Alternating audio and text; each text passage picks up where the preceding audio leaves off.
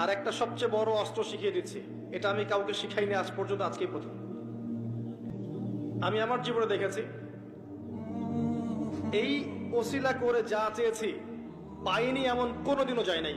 আলহামদুলিল্লাহ, আমি সম্পূর্ণ আল্লাহ পাকের কৃতজ্ঞতা এবং শুকরিয়া আদায় করছি। এইটা ওসিলা করে আমি যা চেয়েছি আমি সারা জীবনে তাই পেয়েছি।